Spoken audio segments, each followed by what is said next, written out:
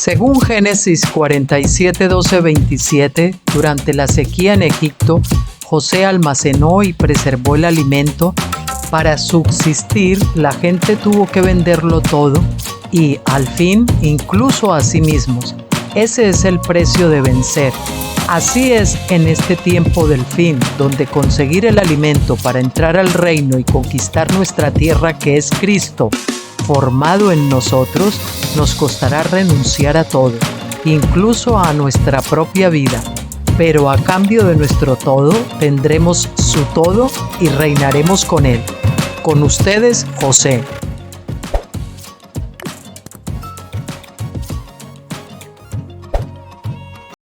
Hola, muy buenas tardes.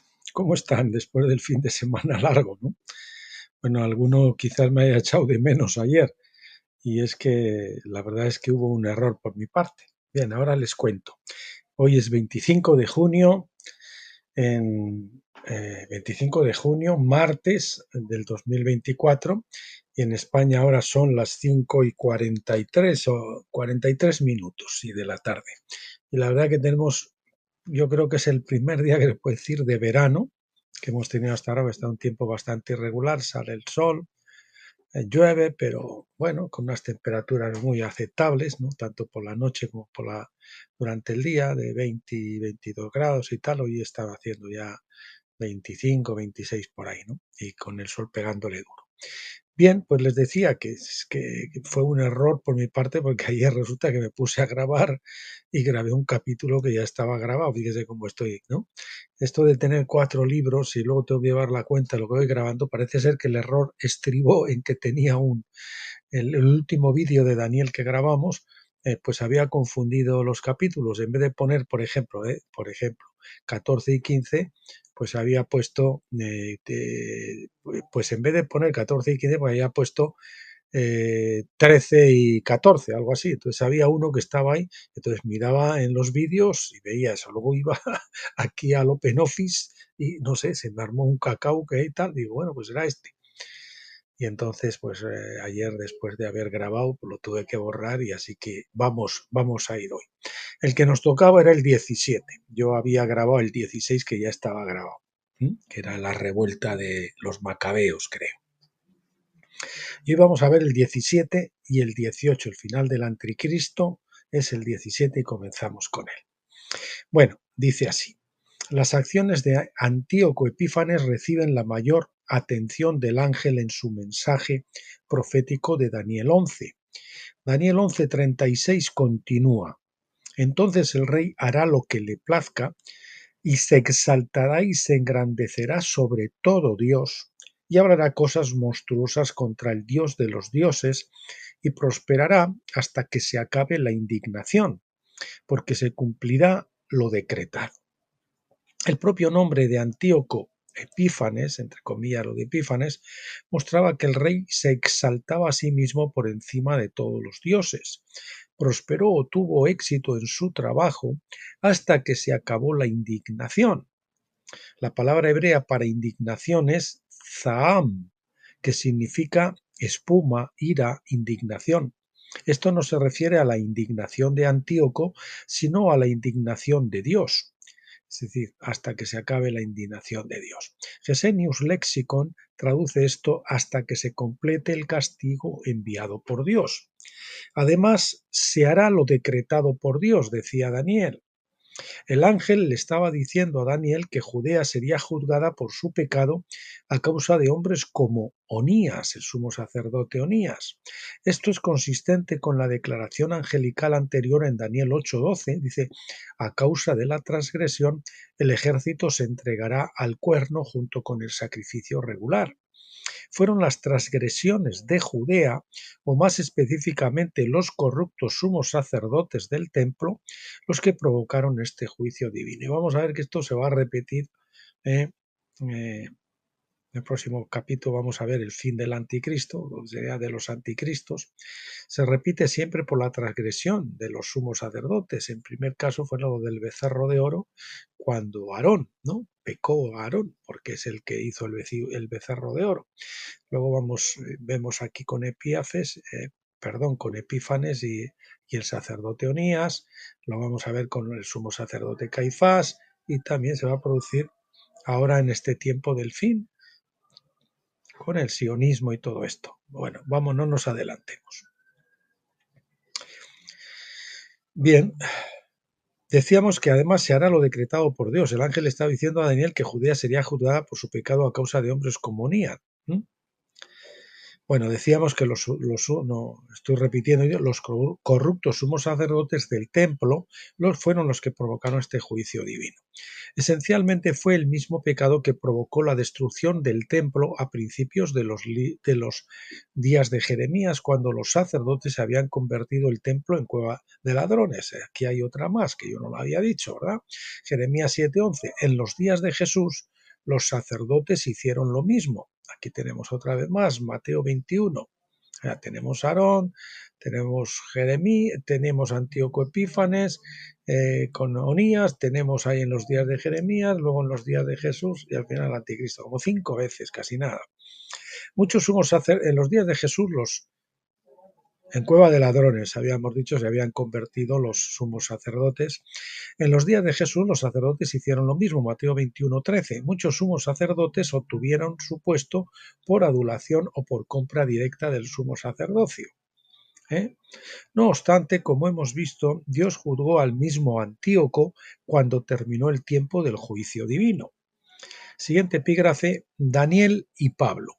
Daniel 11:37 continúa diciendo: y no tendrá respeto por los dioses de sus padres, ni por el deseo de las mujeres, ni mostrará respeto por ningún otro dios, porque él se engrandecerá sobre todos ellos.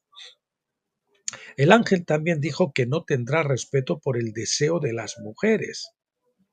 Algunos han pensado que esto es una referencia a la homosexualidad, pero no se sabía que Antíoco fuera homosexual. No se trata de tener un deseo por las mujeres, sino que en realidad era una referencia a lo que las mujeres desean, es decir, ciertos templos que se establecieron especialmente para las mujeres. Antíoco atacó el templo de Nanea, que era Venus, es otro nombre para Venus, adorado por las mujeres. Eso nos lo dice segundo de Macabeos, capítulo 1, versículos 13 al 16. La King James Version traduce la última parte de este versículo diciendo: se exaltará a sí mismo y se engrandecerá sobre todo Dios.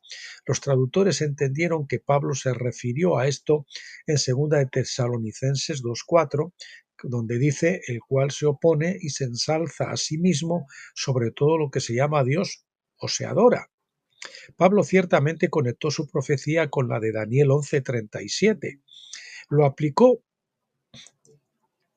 La aplicó a los sacerdotes corruptos del templo en el primer siglo, que eran como Onías, Alcimo y otros sacerdotes corruptos que habían obtenido el sumo sacerdocio por adulación política o por soborno. Antíoco Epífanes fue asistido por Onías, el sumo sacerdote que traicionó a Dios, Cristo. De esta manera Onías estaba desempeñando el papel de Agitofel, quien había ayudado a Absalón en la revuelta contra David. Me está recordando esto mucho al fiscal general que tenemos en España ahora, nombrado un fiscal que profesionalmente sus propios compañeros dicen que es más bien mediocre, no llega ni a mediocre, pero claro, como hace lo que le manda el gobierno, pues es un adulador del Pedro Sánchez, pues ahí está eliminando las causas que tienen que ser fiscalizadas por él, y armando otras contra aquellos que le dicen que le manda el gobierno, o el presidente del Tribunal Supremo y los nombrados por él, que pues se atreven a anular los delitos de malversación, la mayor malversación, delito de corrupción que ha habido en España, creo que en todos los tiempos, que fue con los ERES de Andalucía, que era un dinero destinado a los parados y demás, y que ellos se lo han robado. Hablamos de más de 3.000 millones de euros, millones de euros, y sin embargo ahora está anulando gente que fueron condenados a 7, a 9 años de cárcel y así, como entre ellos dos presidentes de Andalucía, de la autonomía andaluza, de la comunidad andaluza, Chávez y Griñán, que ni han pesado la cárcel a pesar de que ha sido, y ahora encima los están exonerando el Tribunal Constitucional, que pues el presidente pues es un, un lametrasero del gobierno, ¿no? De Pedro Sánchez, que es el que lo ha puesto así. Esto me recuerda mucho a este tipo de contubernios, ¿verdad? Perdón por la desviación política. En la época de Jesús se consideraba que Anás o Ananus era el verdadero sumo sacerdote, pero su yerno Caifás era el sumo sacerdote designado por el rey Herodes. Desde la perspectiva divina, ni Anás ni Caifás eran sumos sacerdotes legítimos, porque ambos rechazaron al Mesías. Ellos desempeñaron el papel de Absalón, quien usurpó el trono de su padre, David, y por lo tanto eran anti-David o anticristos. Así, a nivel profético, los sumos sacerdotes de la época de Jesús usurparon su trono y se erigieron como dioses en el templo. Habrían estado en total desacuerdo con la evaluación de Pablo, por supuesto, pero Pablo entendió la historia profética de David y Absalón. Por lo tanto, Pablo consideraba que el sumo sacerdote de Jerusalén era como Antíoco Epífanes, es decir, Dios manifiesto. Por esta razón se opuso fuertemente al judaísmo y luchó contra los judaizantes en la Iglesia, particularmente en el libro de Gálatas. El desdén de Pablo se manifestó en Hechos 23:3 cuando llamó al sumo sacerdote pared blanqueada. Este era Ananías ben Nebedeus, que fue sumo sacerdote del 46 al 58 después de Cristo. Al rechazar a Jesús y negarle la corona de David, Caifás entregó el templo a otros dioses. Fue asistido por Judas, el traidor. De esta manera, Caifás desempeñó el papel de Absalón y Antíoco, mientras que Judas, el traidor, desempeñó el papel de Agitofel y Onías. Las tres profecías relacionadas se emparejan de esta manera. David el rey, Absalón el usurpador y Agitofel. Aquí tenemos. Después Dios gobierna el templo, Antíoco es el usurpador y Onías el traidor. Y ahora tenemos Jesús, bueno, en el tiempo de Jesús tenemos Jesús el rey, Caifás el usurpador y Judas el traidor. Y ahora tenemos otra vez a Jesús el rey. En este caso, en vez de Caifás el usurpador, sería el sionismo, que es lo que están ocupando, asumiendo el papel que le correspondería a Jesús, y Judas el traidor, ¿no? Que en este caso sería pues la iglesia ciega que está trabajando para el enemigo, apoyando al sionismo, que es, digamos, el anticristo, ¿verdad? El usurpador. El Dios de las fortalezas, siguiente epígrafe. Daniel 11 del 38 al 39 continúa, pero en cambio honrará al Dios de las fortalezas, un Dios que sus padres no conocieron. Lo honrará con oro, plata, piedras preciosas y tesoros. Y tomará acción contra la más fuerte de las fortalezas con la ayuda de un dios extranjero. Dará gran honor a los que lo reconozcan y los hará gobernar sobre muchos y repartirá tierras por precio. Antíoco honró al dios de la fuerza o la guerra, de la fuerza o de la guerra. En otras palabras, adoraba el poder militar. Sus antepasados habían adorado abiertamente a los dioses griegos, pero Antíoco no les mostró ningún respeto, saqueando incluso sus templos. Roma había exigido que Siria pagara reparaciones de guerra, y esta fue una de las razones por las que saqueó varios templos, incluido el de Jerusalén, pero en Jerusalén instaló una estatua de Júpiter Capitolino, el Zeus romano. Parece que Antíoco estaba tratando de apelar al dios de Roma en busca de ayuda contra la propia Roma. Pensó que si Júpiter era la fuente del poder romano, entonces podría adquirir poder por el mismo dios y quizás neutralizar el poder de Roma. Por lo tanto, buscó la ayuda de un dios extranjero, versículos 39. Parecería que el ángel no se estaba refiriendo a una adoración literal del dios de las fortalezas, sino que estaba, perdón que ponga esto en cursivas, sino que estaba leyendo el corazón de Antíoco.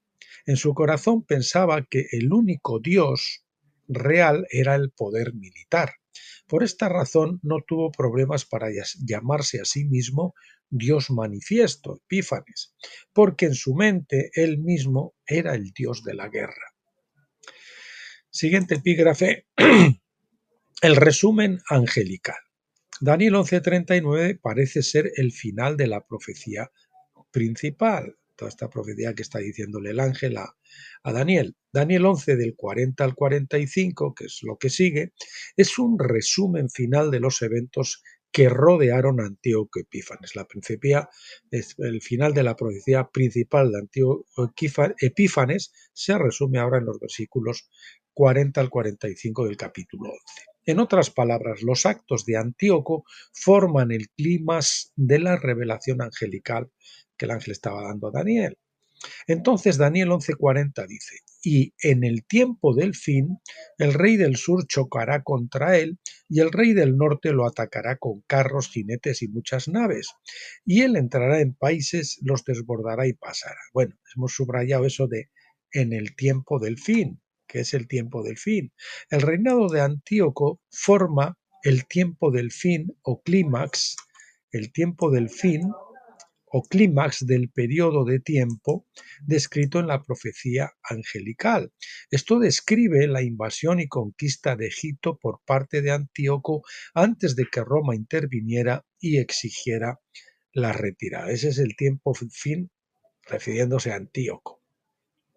Dice el versículo 41, también entrará en la tierra hermosa, tierra de Israel, bueno, de Israel y de Judá, la vieja tierra prometida, y muchos países caerán, pero estos serán rescatados de su mano. Edom, Moab y los primeros de los hijos de Ammón, entonces extenderá su mano contra otros países y la tierra de Egipto no escapará.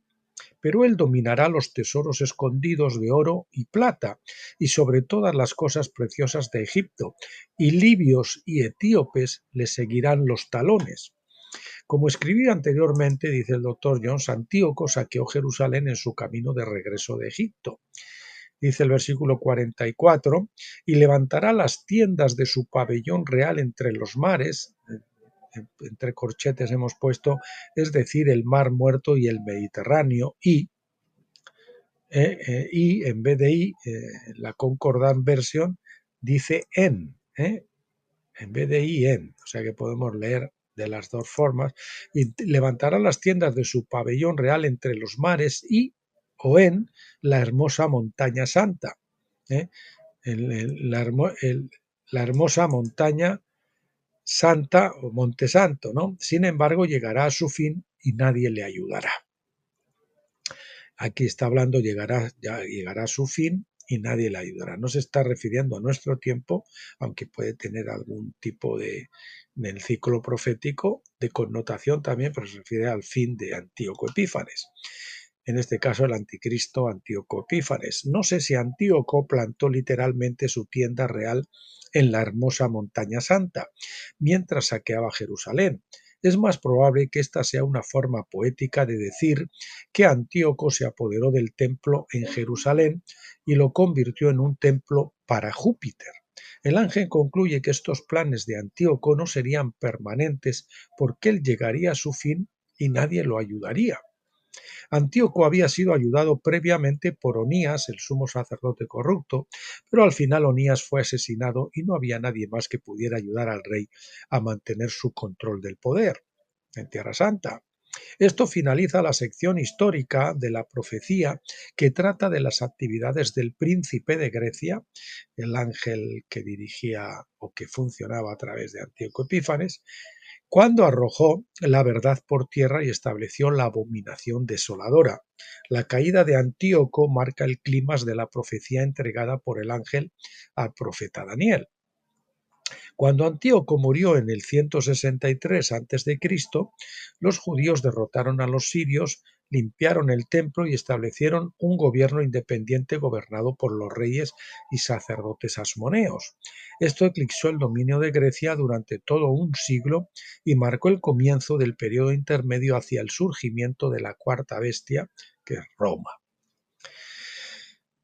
Siguiente epígrafe, patrones del anticristo. Vamos a ver los patrones antiguos que nos llevan hoy a un anticristo colectivo que sería Jesús, o me digo la cabeza con los vencedores, los hijos de Dios con la cabeza unida, Por un lado vemos el sionismo colectivo, que sería el anticristo en este caso colectivo, y por otro lado el traidor, el falso profeta o el traidor colectivo, que es la Iglesia que está cegada y está apoyando pues a ese anticristo colectivo del sionismo. Patrones del anticristo. La profecía no termina aquí porque Vanagloria, el príncipe de Grecia, es decir, ese ángel, no fue destruido. Vamos a poner aquí para que se entienda bien el ángel Vanagloria, porque el ángel Vanagloria, el príncipe de Grecia, no fue destruido. Continuó ejerciendo influencia en Judea y más tarde indujo a los sumos sacerdotes de Jerusalén a rechazar a Jesús como el Cristo, arrojando así la verdad por tierra una vez más. Luego esos sacerdotes actuaron como Absalón y usurparon el trono del ungido, que es Cristo. Una vez más el templo fue profanado por usurpadores, pero en lugar de colocar una estatua de Júpiter, se exaltaron como dioses del templo. Entonces vemos una serie de pecados de estos sumos sacerdotes, de estos anticristos, que provocan la angustia o la tribulación. Que, como dice, en lugar de colocar en este caso una estatua de Júpiter, se exaltaron como dioses en el templo ellos mismos, ¿no? Este es el heredero, matémosle y quedémonos nosotros con el chiringuito. Por eso Juan dice que el anticristo ya había llegado, como dice Primera de Juan 2 del 20 al 27. Decía Juan que muchos anticristos han venido, ¿no? El versículo 20 comienza diciendo: pero vosotros tenéis la unción del Santo y todos vosotros lo sabéis. Cristo significa el ungido. Cristo obviamente significa el ungido. Como cristianos tenemos la unción del Santo. En otras palabras, así como Jesús es el heredero legítimo del trono de David, también somos llamados a gobernar en su reino. En este caso es el Jesús colectivo, el Dios colectivo, que es Jesús, la cabeza con el Agnon y los Arnion. El Amnon, el cordero, el gran cordero, y los Arnion, los corderitos, todos juntos. El Jesús colectivo, ¿verdad? Primera de Juan 2:21 continúa diciendo: no os he escrito porque no conocéis la verdad, sino porque la conocéis y porque ninguna mentira es de la verdad. La verdad había sido arrojada por tierra cuando el sumo sacerdote usurpó el trono de Cristo y estableció la segunda abominación desoladora. La primera fue la de Epífanes y la segunda fue la del sumo sacerdote en el tiempo de Cristo, en el templo. Sin embargo, los ungidos sabían la verdad porque estaban guiados por Amén y Amed, los ángeles Amén y Amed, los ángeles gemelos de la fe y de la verdad. Amén la fe y Amed la verdad. Ellos estaban guiados por eso y no por vanagloria y el otro, que no me viene ahora cuál es el nombre.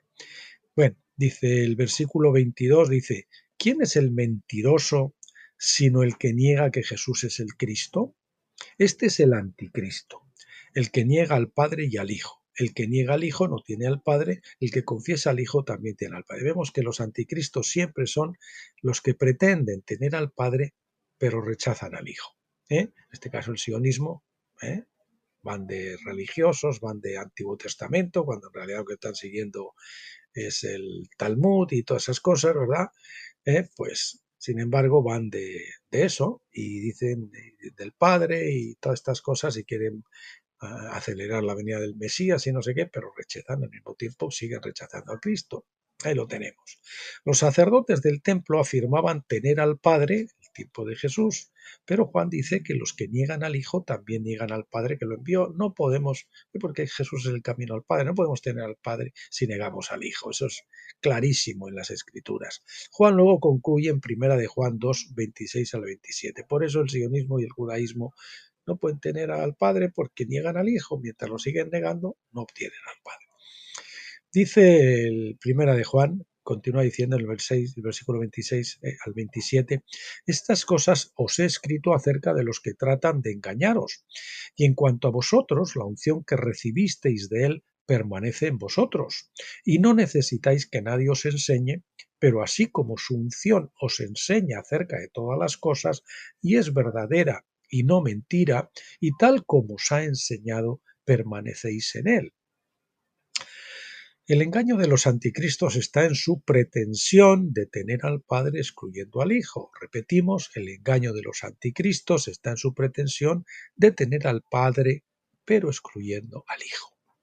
Pero los que tienen la unción de Dios son guiados por el Espíritu de verdad, como escribió Juan en su Evangelio diciendo, pero cuando venga el Espíritu de verdad, Él los guiará a toda la verdad. Juan 16:13.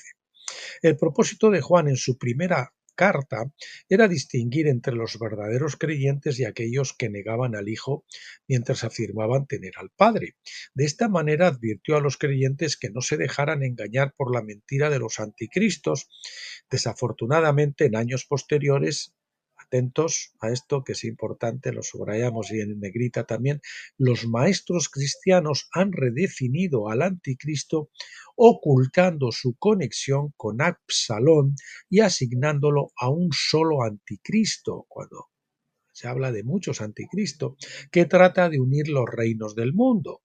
Ciertamente existe un cumplimiento actual del espíritu del anticristo, dicho con el antisionismo, pero no es lo que la mayoría de los maestros de la Biblia dicen, que está esperando a un líder mundial, que eso sabemos ya que ese líder mundial no va, lo que vamos es a un mundo multipolar. Y de hecho, es que en Apocalipsis no, lo más que vemos es un monstruo con 7 cabezas, no con una sola cabeza. Y también Daniel nos dice que después de la caída de Babilonia no viene un anticristo. Lo que viene es que el gobierno es entregado a los santos del Altísimo. Bien, continuamos. El espíritu del anticristo es el mismo espíritu contra el que hablaron Pablo y Juan en el primer siglo. Es perpetuar la mentira, volvemos, perpetuar la mentira de que uno puede tener al Padre sin reconocer al Hijo, que uno puede ser escogido, entre comillas, escogidos o elegidos sin Cristo, y que la antigua Jerusalén o la vieja Jerusalén es heredera, la vieja Jerusalén es la heredera de las promesas de Dios. Repetimos, el espíritu del anticristo es el mismo espíritu contra el que hablaron Pablo y Juan en el primer siglo. Es perpetuar la mentira de que uno puede tener al Padre sin reconocer al Hijo, que uno puede ser escogido, se creen los escogidos, los judaístas, los sionistas, que crees que son el pueblo elegido, pero sin Cristo, y eso es imposible, y que la vieja Jerusalén es la heredera de las promesas de Dios, cuando dice que la esclava y su hijo tienen que ser echados. Y cuando lo que tenemos es la nueva Jerusalén, la patria que buscaba Abraham. Abraham no buscaba esta vieja tierra de Palestina, ahora mal llamada Israel, que mucho podía haber sido Judá, ¿verdad? Que están suplantando el nombre de la primogenitura, el nombre de Israel, siendo Judá. Y que la vieja Jerusalén es la heredera de las promesas de Dios. Naná y cucas, como diría mi mujer. Pablo nos dice claramente que la vieja Jerusalén, la cueva de ladrones, debe ser echada. La cueva de ladrones que decía Jeremías y que decía Jesús. Gálatas 4:30. En conclusión, vistámonos del Espíritu de verdad y sepamos que los ungidos del cuerpo de Cristo están llamados a reinar sobre la tierra con Cristo. Ese va a ser el Jesús colectivo, ¿verdad? El Dios colectivo, la cabeza y el cuerpo unidos. Eso es lo importante. Capítulo 18. Miguel se levanta. O el ascenso de Miguel, como quieran ustedes, del arcángel, en este caso Miguel. Originalmente las escrituras no se dividen en capítulos y versículos. Si bien parece que Daniel 12 pasa a un tema diferente, en realidad es una continuación del capítulo anterior. El ángel que le dio a Daniel esta revelación continúa hablando hasta Daniel 12:4. Repetimos, si bien parece que Daniel 12 pasa a un tema diferente, en realidad es una continuación del capítulo anterior. El ángel que le dio a Daniel esta revelación continúa hablando hasta Daniel 12:4. Siguiente epígrafe. Liberación a través de la tribulación o angustia, como lo quieran. La angustia de Jacob, la tribulación de Jacob. Daniel 12:1 dice: Ahora, en ese tiempo, se levantará Miguel, el gran príncipe que vigila a los hijos de tu pueblo, y habrá un tiempo de angustia, Sharak, como nunca ocurrió desde que hubo una nación hasta ese tiempo, y en ese tiempo tu pueblo, todos los que se encuentren escritos en el libro, serán rescatados. Ya hemos mostrado cómo Miguel era el príncipe de Israel. En realidad fue el ángel que reemplazó a Peniel después del incidente del becerro de oro en Éxodo 32-34, mientras que Peniel pudo haber llevado a Israel a la tierra prometida por la ruta del sur. Miguel fue llamado para guiarlos desde el oriente a través del Jordán. Es decir, Peniel, si no hubiesen pecado con lo del becerro de oro, los había llevado sin dar ese rodeo tremendo que tuvieron que dar después, y ir por el sur y entrar desde el oriente, cruzar el Jordán y entrar a la tierra prometida. Eso fue por Miguel, que los lleva a través del río de la muerte y la resurrección, a través del cruce del Jordán. No se olviden de Finisterre, al libro del Jordán, la revelación de mi vida, un libro que pueden descargar gratuitamente en cualquiera de los blogs, que lo tienen grabado en este canal de YouTube de Graneros de José, y también que lo pueden adquirir en Amazon en tapa blanda, y también en formato Kindle, si lo quieren leer en algún aparato electrónico. Bien, ya hemos mostrado cómo Miguel era el príncipe de Israel. En realidad fue el ángel que reemplazó a Peniel después del incidente del becerro de oro en Éxodo 32-34, mientras que Peniel pudo haber llevado a Israel a la tierra prometida por la ruta del sur. Miguel fue llamado para guiarlos desde el oriente a través del Jordán. El río Jordán significa muerte y resurrección, es decir, bautismo. Por extensión, también significa la angustia o tribulación que se soporta en el proceso de la muerte. Nosotros tenemos que llegar a morir a la carne y pasamos por esa etapa de Pentecostés que sobre todo al final nos lleva a compartir con Cristo al nivel que el Señor elige para cada uno de nosotros las experiencias de pasión, crucifixión, muerte, sepultura y resurrección. Bien, así también Israel tuvo que luchar contra gigantes al lado este del Jordán, incluso antes de cruzar el río. En ese momento Miguel se puso en pie para ayudar a Israel a derrotar y matar a la mayoría de los gigantes opresivos. Es decir, Miguel sustituye al ángel Peniel, que los guiaba hasta aquel momento, pero los lleva por ese camino más largo de la muerte y la resurrección. Recuerde que esos gigantes eran descendientes de los ángeles que pecaron al abandonar su estado anterior, nos dice Judas 6.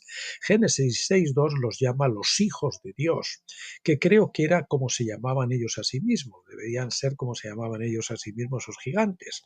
Eran falsificaciones de los verdaderos hijos de Dios. Ellos, al parecer, entendieron lo suficiente sobre el plan divino como para saber que Cristo y sus hijos se manifestarían en la tierra como hijo de Dios e hijo de hombre, o como los hijos de Dios y el hijo del hombre juntamente, ¿no? Aunque Jesús también era hijo de Dios, lógicamente, de las dos formas. Es decir, él cumple el hijo del hombre, el hijo de Dios, pero a él se añaden los hijos manifestados de Dios. Una combinación de cielo y tierra. Así nosotros también somos una combinación de cielo y tierra. Somos una madre terrenal, que somos nosotros, nuestra vieja naturaleza, y un Padre celestial cuando somos engendrados de nuevo por el Espíritu Santo. Así que esos hijos de Dios de Génesis 6:2 trataron de convertirse en los hijos manifestados de Dios de una manera ilegal. Miguel luchó contra su descendencia, los gigantes Nefilim, y los destruyó. Muchos años después, Miguel nuevamente se levantó para derrotar al opresor Antíoco Epífanes, Dios manifiesto. Él también fingió ser un hijo de Dios manifestado por el mismo espíritu que inspiró a los falsos hijos de Dios de Génesis 6:2. Los falsos hijos de Dios siempre se revelan por su carácter. Por sus frutos los conoceréis. Oprimen a los demás, mientras que los verdaderos hijos de Dios son liberadores de los demás que cumplen la ley del jubileo. El jubileo es traer la liberación para todos. También debemos notar que Aarón, el sumo sacerdote de Israel, fue quien hizo el becerro de oro para el pueblo. Aquí tenemos el sumo sacerdote de Israel, fue el quien hizo el becerro, el culpable del pecado. Éxodo 32:24. El pecado del sumo sacerdote Aarón fue la causa del retiro del ángel Peniel y el llamado de Miguel para reemplazarlo. Más tarde el sumo sacerdote Onías, que estaba sentado en el asiento de Aarón, conspiró con Antíoco Epífanes para apartar al pueblo de la ley de Dios y adorar los dioses griegos, otra vez el pecado de un sumo sacerdote. Esta fue la causa de la tribulación una vez más hasta que Miguel se puso de pie para liberar al pueblo. No los libró de la tribulación, sino a través de la tribulación, a través de el tiempo de angustia de Daniel 12:1 fue severo entre el 168 y el 163 a.C., cuando lo de Antíoco Epífanes, y fue un periodo de aproximadamente 5 años. Aquí no se hablan de 7 años. No fue una tribulación de 7 años que podría apoyar la opinión común en la iglesia de hoy de una tribulación de 7 años. Asimismo, la angustia provocada por Antíoco fue descrita así como nunca ocurrió desde que hubo una nación hasta ese momento. Esa fue la angustia, una angustia tremenda. Se les obligaba a sacrificar a los dioses falsos, a comer carne de cerdo, a adorar a la estatua de Júpiter, todo eso, ¿no? Fue diferente porque nunca antes un rey había intentado erradicar la ley de Dios, otros pues la habían permitido, aunque se habían sometido al pueblo, pero les habían permitido continuar con su religión y convertir a toda la nación para adorar a otro Dios que no fuera Yahvé. Así que vamos a ver en el siguiente epígrafe 3 rondas de cumplimiento profético de este tema del anticristo y el pecado que trae la angustia de la tribulación. Dice 1. Debido al corrupto sumo sacerdote de Judea, Dios levantó a Antíoco Epífanes para provocar la primera gran tribulación de Judea. Segundo, patrón. Esta se convirtió en el patrón para la segunda tribulación del 66 al 73 después de Cristo durante la guerra romana que destruyó Jerusalén y el segundo templo. Una vez más, el sumo sacerdote corrupto Caifás, que había dirigido a los judíos a rechazar a Jesús como el Mesías, llevó la nación a la anarquía, a la iniquidad. Jesús había profetizado que Jerusalén y el templo serían desolados como resultado de su rechazo de la ley y los profetas que predijeron su venida. Aquí tenemos, sí, en este caso fue de 7 años, no de 5. Tercero, todavía habrá un tercer cumplimiento de este tiempo de angustia o de tribulación basado en el mismo problema que anteriormente. Somos sacerdote que entregan. Los líderes religiosos de los judíos hoy en día aún persisten en este caso eran los rabinos, en rechazar a Jesús como el Mesías. Por lo tanto, una vez más, la ciudad de Jerusalén será destruida, esta vez permanentemente, como está profetizado en Jeremías 19, del 10 al 11. Mientras que la casa de Israel era una vasija defectuosa, nos dice Jeremías del 18 al 4, pero que estaba hecha de arcilla húmeda, que se iba a rehacer en otra vasija. Cuando va a la casa del alfarero, esa vasija que está haciendo el alfarero se cae, se rompe, pero entonces la coge y la rehace en otra vasija. O sea, se podía remodelar o recuperar porque era arcilla húmeda. Pero, sin embargo, la casa de Judá y Jerusalén se representaron como una vasija vieja, que está arcilla seca y habría sido cocida en el horno y todo eso. Jeremías 19:1, que debía ser quebrada y echada en la gehenna, delante de esos ancianos y demás, ¿no? Dios dijo por medio del profeta: así quebrantaré a este pueblo y a esta ciudad, al pueblo y a la ciudad, como se rompe, se quebranta una vasija de alfarero que no puede volver a repararse. Que coge una vasija vieja, la rompe y esos pedazos usted no los puede ya volver a unir, ¿no? Jeremías 19:11, eso nos lo dice. El contraste entre las dos vasijas es sorprendente. La casa de Israel perdida se convertiría en otra vasija. Y ahí tenemos las tribus de Israel que emigraron a toda Europa, que se convirtieron y aceptaron a Cristo. Ahí tenemos la nueva vasija, o la vasija recompuesta, ¿verdad? La casa de Judá, en cambio, los judíos y Jerusalén deberían ser destruidas de una manera tan completa que nunca más serían reparadas. Y esto no ocurrió después de los tiempos de Cristo, en el año 70, con la destrucción de Tito.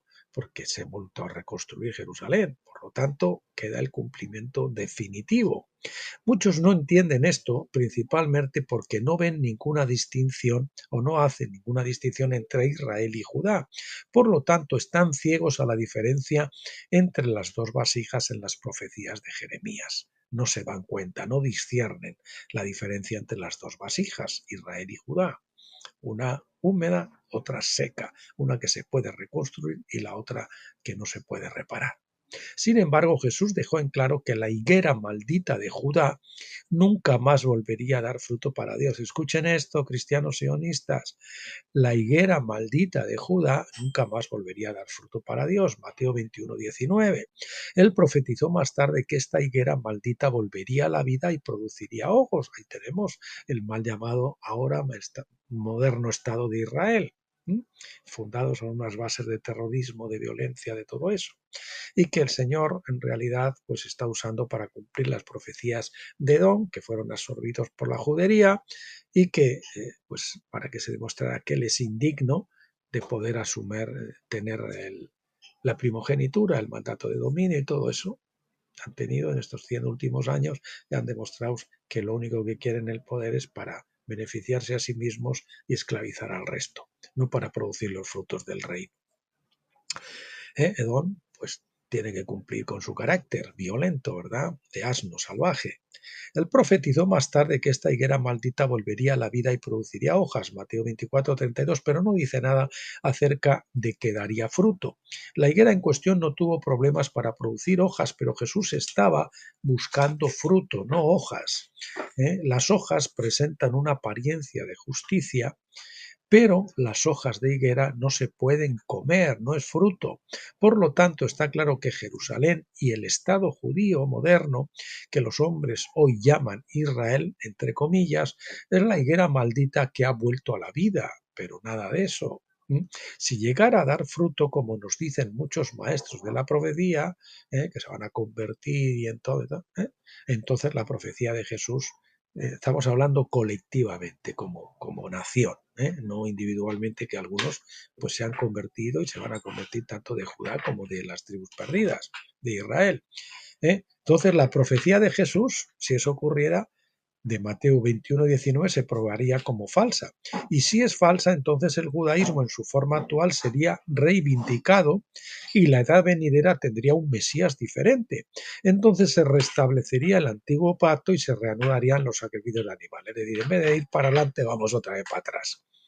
Qué absurdo ha sido esto y cuántos años hemos estado creyendo estas cosas con lo evidentes que son, ¿no? Con lo evidente que son, que no son correctas, ¿no?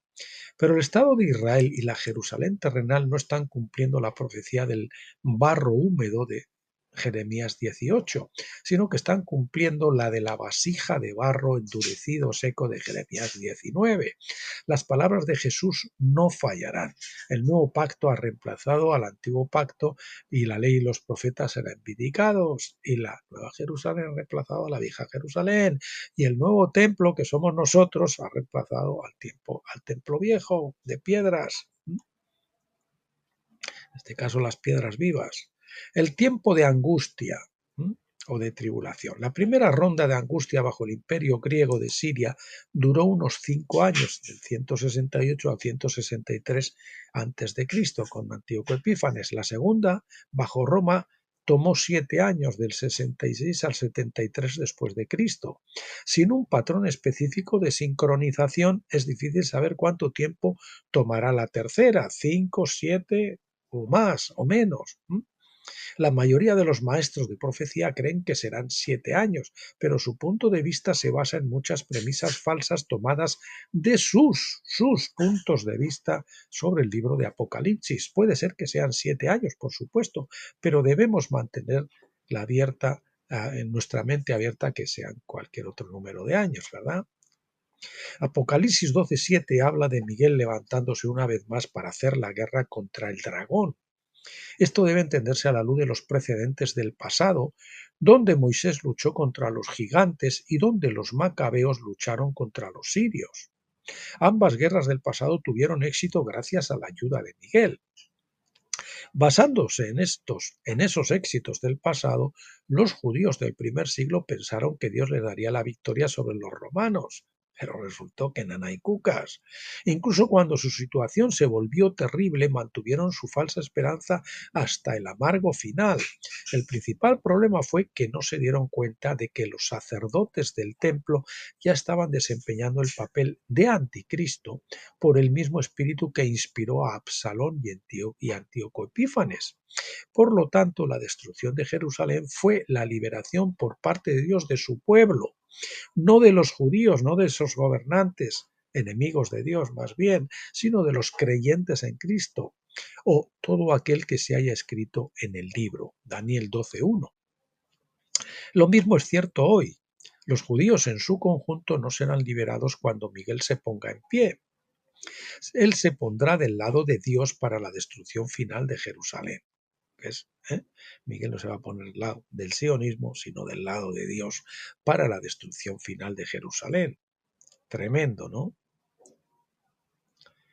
A ponerlo subrayado también. El asedio real de Jerusalén, bajo el nombre profético de Ariel, está profetizado en Isaías 29 del 1 al 8, donde Dios dice: traeré angustia a Ariel, 29:2, y nuevamente levantaré torres de asedio contra ti, contra Ariel, contra Jerusalén. En este caso los enemigos eran los que estaban dentro de Ariel, no eran los romanos que venían a invadirles, ¿verdad?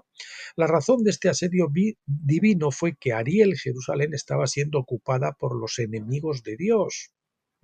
Eran los celotes que estaban ahí dentro, ¿verdad? Los partidarios y los que rechazaban a Cristo. La mayoría ha asumido que estos enemigos eran los invasores extranjeros no judíos. Pero la ley divina define a los enemigos como aquellos que le son hostiles, incluidos los israelitas. Esos son los enemigos de Dios. Ver Levítico 26 del 40 al 42 y compararlo con Isaías 63. Vamos a ver, vea Levítico 26, 40 y compárelo con Isaías 63, 10. El hecho es que Dios se dirige a la ciudad misma y le dice a Jerusalén que los enemigos que la habitan serán destruidos. Es muy probable que la descripción sea la de una explosión nuclear, la descripción que se da ahí en Isaías 29:2. Así es como Dios llevará la angustia a Ariel, a Jerusalén. Y estamos muy cerquita. Esto se ha enconado y Netanyahu ha tomado el camino de huir hacia adelante y quieren volver a Estados Unidos como sea en una guerra. Ahora se vuelve contra Hezbollah, que no han podido con Hamas, que es mucho más pequeña, y ahora quieren ir contra Hezbollah, que resulta que es mucho más fuerte, y mucho más fuerte que cuando la propia Hezbollah derrotó a Israel años atrás. Dos mujeres rivales. La palabra hebrea traducida a angustia en Daniel 12:1 es sharat, T-S-A-R-A-H, sharat. Gesenius Lexicon dice que la palabra significa presión o tensión, pero su significado principal es adversaria, enemiga, rival femenina. Este es un matiz interesante porque forma el trasfondo de todo el libro de Apocalipsis, donde vemos la rivalidad entre la verdadera novia y la falsificada, que es la ramera. En Apocalipsis 12, Miguel derroca al dragón para ayudar a la verdadera novia, a quien se describe como una mujer vestida del sol. Apocalipsis 12:1. La verdadera esposa da a luz un hijo varón que gobernará todas las naciones. El hijo varón formado por los vencedores. Apocalipsis 12:5. La falsificada novia ramera no tiene tal hijo. Solo la verdadera esposa puede cumplir las profecías de los hijos manifestados de Dios. Mientras que algunos argumentan que la verdadera novia es una raza de personas basándose en la genealogía física de Abraham, Pablo deja en claro que los hijos de la carne no son los hijos que heredan el reino. Uno debe ser engendrado con semilla imperecedera o inmortal del Padre Celestial, 1 de Pedro 1, del 23 al 25. Aquellos que son engendrados simplemente por semilla corruptible y perecedera por la semilla corruptible y perecedera del primer Adán son los rivales de la verdadera novia. Esta rivalidad es lo que provoca la angustia o tribulación. En términos proféticos es la rivalidad entre las dos Jerusalenes, la terrenal y la celestial, la vieja Jerusalén y la nueva Jerusalén. Para resolver este conflicto es necesario, dice Pablo, echar fuera a la esclava y a su hijo.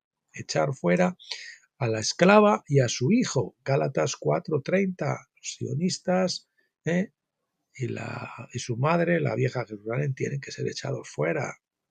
Tanto Isaías como Jeremías indican que la Jerusalén terrenal será expulsada cuando Dios destruya la ciudad. De esta manera, la nueva Jerusalén, la verdadera esposa, será reivindicada y los hombres dejarán de considerar a la vieja Jerusalén como su madre espiritual. Daniel 12:1 entonces nos traslada desde el tiempo de Antíoco hasta el final de la Edad. La transición se establece por tres cumplimientos históricos de las profecías del tiempo de angustia, primero bajo el Imperio griego, segundo bajo Roma y finalmente al final. Y si contamos el episodio de Aarón con el becerro de oro, el becerro de oro, pues serían 4, ¿no? Cuando Jerusalén es destruida como vasija de alfarero que no puede ser reparada nuevamente. Para que en el tiempo de Aarón, lógicamente, no estaba Jerusalén, por eso no la incluye aquí el Dr. Jones, pero el principio es el mismo. Por último, la interrupción del tiempo asignado al Imperio griego entre el 163 y el 63 a.C., esos 100 años, hizo imperativo que el príncipe de Grecia, el ángel maligno príncipe de Grecia, se levantara en 1914 y 1917, entre 1914 a 1917, para completar su curso asignado en la tierra para compensar ese siglo I. En Grecia, reminiscencia del mismo espíritu que dominó Grecia, el imperio, la tercera bestia, se levanta ahora para recuperar esos 100 años que le fueron restados. Parece que ahora, esto va, atención, que va subrayado también y en negrita, ahora nos estamos acercando al tiempo de angustia, al final de la edad, el último tiempo de angustia o de tribulación. Parece que ahora nos estamos acercando al tiempo de angustia, al final de la edad. Este tiempo terminará cuando la esclava Jerusalén sea expulsada y cuando la verdadera esposa dé a luz al hombre de la nueva creación en la manifestación de los hijos de Dios. Bueno, y esto ha sido todo por hoy con relación a Daniel, profeta de las edades, libro tercero. Próximo día que abordemos este libro, bueno, yo creo que tenemos que hacer 2 vídeos, así que va a ser no sé si haré mañana entonces, porque vamos a ver si me da tiempo a repasar los 2 capítulos siguientes, porque como ha habido esta confusión, pues resulta que no tengo adelantado ese trabajo. Sí tengo repasado el de reflexiones al otro lado del Jordán y no sé si veremos eso, si me da tiempo o si me da tiempo de aquí a mañana, y si no sería para el jueves, pues repasar el 19 y el 20 de aquí, pues haríamos eso para completar los 2 vídeos que hacemos seguidos de Daniel.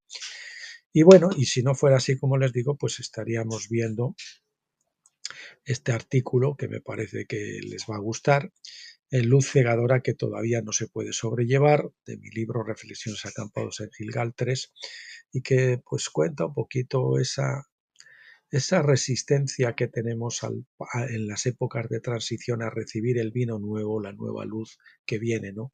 Como pasó del paso de la Pascua a Pentecostés en los tiempos de Jesús y sus discípulos, cuando Jesús marchó, y ahora, recuerden, pues los judaizantes y todas aquellas cosas, esa resistencia a abandonar el templo, los ritos, la circuncisión, todas esas cosas externas, y ahora tenemos esa misma resistencia de la Iglesia pentecostal a dejar las cosas incorrectas de esa edad y avanzar a la revelación más profunda de tabernáculo. Estamos en esa época de transición y hay muchos que rechazan esa luz, y cuando empiezan también, pues a veces pues esa luz que viene pues nos ciega un poquito, y por eso, bueno, pero tenemos que hacerlo orando con temor y temblor, pero tenemos que avanzar por fe hacia lo nuevo que el Señor nos quiere mostrar.